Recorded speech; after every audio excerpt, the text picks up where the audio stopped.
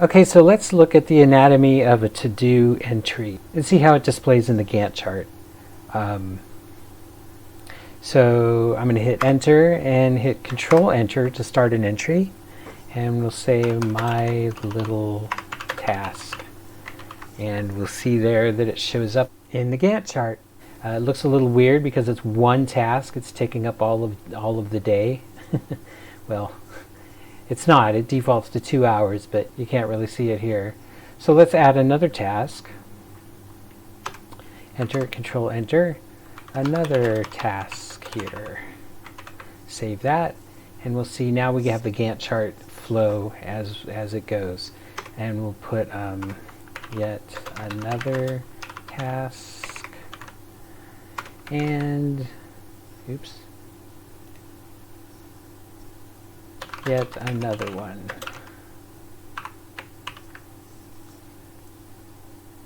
So we have 4 tasks, and they're each 2 hours long, so they're going to fit into a day because we're defaulting at 8 hours a day, 2 hours a task.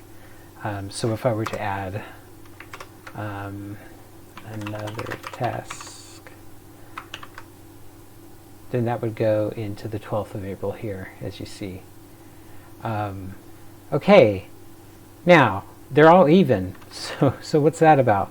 They default to 2 hours each based on what's in the properties file, in the JSON, in the config file. So let's say that this task is only going to take 1 hour, and we'll see that it gets shortened like that.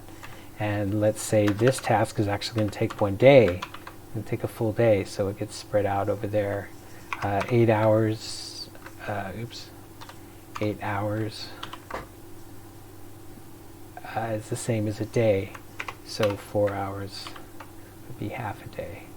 So we can do stuff like that, but it's all in the backlog, notice that. So we can say, let's say this 1 hour task is something that we're going to do. We're going to knock that out right now. I'm going to do that today. So we're going to say that's in progress. And let's say we want this another task at the bottom to be actually one that we're going to do today. Another task, note that another task gets put up in progress at the top, even though it's listed on the left and the bottom. So you put today in front of anything and it automatically goes in progress. If you set something to high,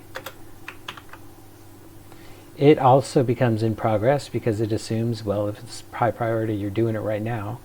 You should be. And it gets put there. Now, if you want, say that 4 hour task is something that's in the icebox, you can set it to low priority and it just will disappear from the thing altogether. At least the Gantt chart, because there's no sense looking at the icebox in your face. But don't use that very often. So that's pretty much that. And as far as prioritizing things and getting them in the Gantt chart, suppose this project that I'm working on is part of a GitHub issue. I could do this and say it's part of issue, well, let's see if it's HQ. Issue number 14 in the GitHub issue, in the HQ project. And I have this set up in my config file as well. Notice that another task here is now bold. And if I click on the bold, it'll go to that issue over here. And then suppose this was a blocker. I want to get it done today. And I had sent email to someone to help get that project done, and so now I'm waiting to respond from them on the email. So then I could say email Fred. So suppose I send an email to Fred.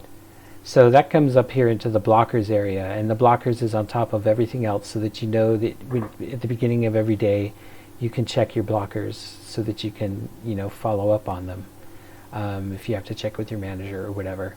And the format of a blocker is basically blk dot and the form that you're waiting on, and the reason for that is it says await email response from Fred. So you could say await Slack response from Fred, or await, whatever, however you contacted them, so you know where to go and then who you're waiting on. And then this C link just takes you to the link that this task is, since actually clicking this right here will bring the pop-up up there to give you information about it. So that's how the blockers work. That's pretty much it.